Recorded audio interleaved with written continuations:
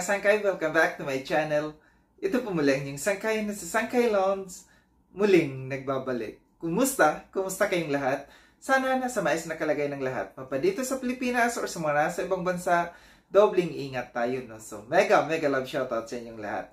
Sa Team Sangkay Original, Team Sangkay Sponsors, Team Kalingap, Kuya Val, at Edna, Kalingap Rob, sa lahat ng aking mga followers, supporters, and subscribers, sa mga lolos, lolas, FWs, and PWTs, mega love shoutout sa inyong lahat. And of course, I love you all. Ayan.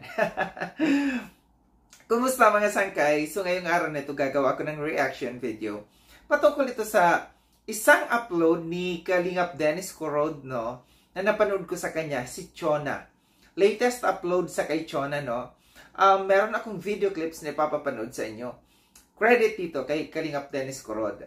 Sa mga hindi pa nakapag-subscribe kay Kalingap Dennis Corod, subscribe niyo po siya. Then kung gusto niyo na mapanood ng buo itong video na ito, puntahan niyo po kanyang YouTube channel. So may papapanood ako sa inyong video clips. Then after natin na mapanood, magbibigay ako ng opinion or kuro-kuro patungkol dito sa video na ito. So tara mga sangkay, panoorin natin. Ito po yung sangkay, kumusta po yung mga kaibigan kong nag-vlog sa akin, saka po yung mga sponsor ko. Magandang tanghali po. Pwede po ba ako makahi uli kahit po isang beses lang? Nahihila sana po ako kahit pag-bigas.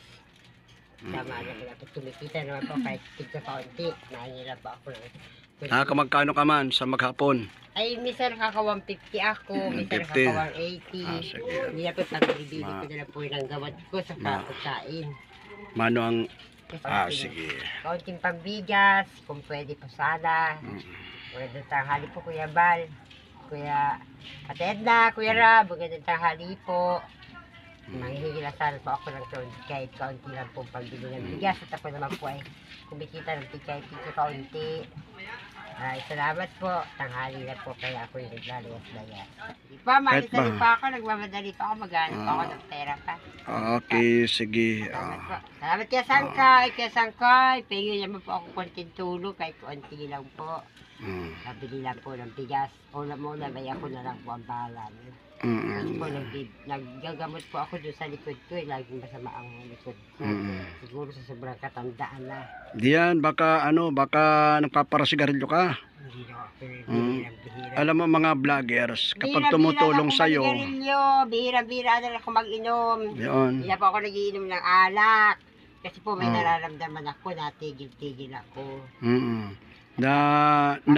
Nanluluya din ang mga kapag nakita niya na napupunta lang sa bisyo. Bihira na po ako mag-inom. Pag may birthday yan lang, may birthday yan lang, okasyon. Doon lang po ako nagiinom. Hindi na po ako araw-araw nagiinom. Dati po araw-araw. Hindi na po, nagbago na po ako.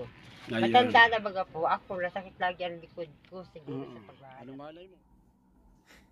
So yun mga sangkay, at tinapanood yung video clips na aking kinuha mula doon sa upload ni Kalingap Dennis Corod. Muli, credit dito kay Kalingap Dennis Corod. So yun na nga, no, nanawagan na sa atin si Chona. Mukhang matindi na talagang pangangailangan ni Chona sa ngayon, no. Dahil pati na si Kuya Val, si Ate Edna, sa Kalingap Rob, nanawagan na siya dito. Na nanghihingi siya ng kaunting tulong lang naman daw. Pambili lang daw ng bigas ang kailangan. Yun lang ang hinihingi ni Chona, no. Para sa atin pambili ng bigas kasi pero sinabi niya kasi na kahit papaano kumikita naman daw siya araw-araw. Kaso nga lang yung kanyang kinikita napupunta doon sa kanyang binibiling gamot. Di natin alam kung ito'y totoo lahat ng mga sinasabi ni Chona kasi alam natin na medyo nadala na tayo dito kay Chona, no? Kasi parang nagsawa na rin tayo na paulit-ulit na lamang ang ginagawa ni Chona na wala siyang pinagkakatandaan, no? Alam natin na mabisyo talaga si Chona. So, ako dito na sa tono ng pananalita ni Chona nung Kuya Sangkay, kahit konti lang, pambili lang ng bigas. Medyo naantig ang aking kalooban dito. Kaso nga lang, mahirap na pagkatiwalaan muli si Chona kasi ang dami-dami na nating naibigay. Nanawagan siya sa mga vloggers daw na nagva-vlog sa kanya dati. Tapos sa mga sponsors daw niya.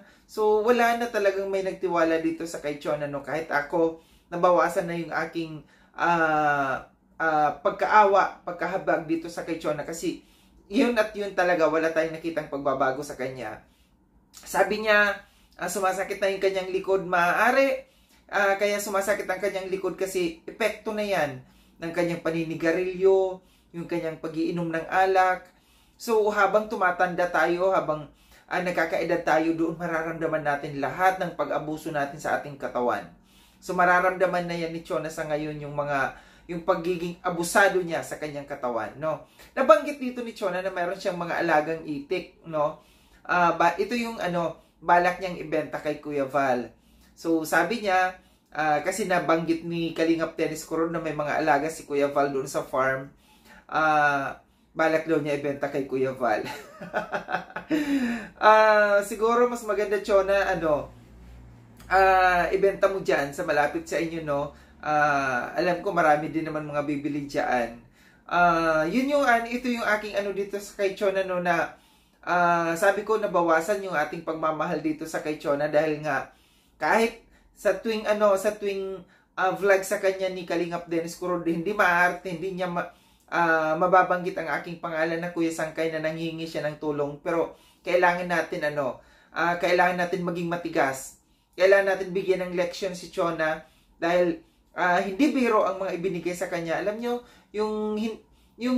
kung iipunin lahat yung mga naibigay kay Chona, sa totoo lang sobra-sobra pa sa kanya. Kung kanyang pinag-ingatan lamang yung yung mga ibinigay sa kanya. Si Mamita nagbigay sa kanya ng padyak kasi sabi niya na magagamit niya sa kanyang sa pagtitinda ng halaman o kung ano-ano ang kanyang mga ibebenta, pero wala. Nasaan ngayon? Wala na rin yung padyak na ibinigay sa kanya ni Mamita. So, kahit sino naman talaga mawawala ng gana sa kay Chona na magbigay dahil nga umabuso. Sobrang umabuso sa atin si Chona. Ang lahat ng mga naibigay natin sa kay Chona, ang natira na lang yung bahay. Kung ano yung nakatayo, kung ano yung hindi pwedeng maibenta, mabuhat, yun lang ang natira talaga sa kay Chona. So, ito lang yung aking reaction patungkol dito sa latest upload kay Chona, no, na nakakaawa. Nakakaawa siya pero wala tayong magagawa kasi umabuso siya. Sobrang hindi niya pinag-ingatan lahat ng mga ibinigay natin sa kanya. Maraming salamat mga sangkay, no, sa panunod dito sa aking reaction video na ito. Sa mga hindi pa nakapag-subscribe kay Sangkay Lon, subscribe nyo na po ako. Click yung notification bell para updated kayo sa lahat ng mga videos na aking gagawin. Like and share itong video na ito mga sangkay. Kita-kits tayo ulit sa susunod na video na aking gagawin. Ingat kayo sa ang dako ng mundo man kayo naroroon. Paalam na mga sangkay. Paalam.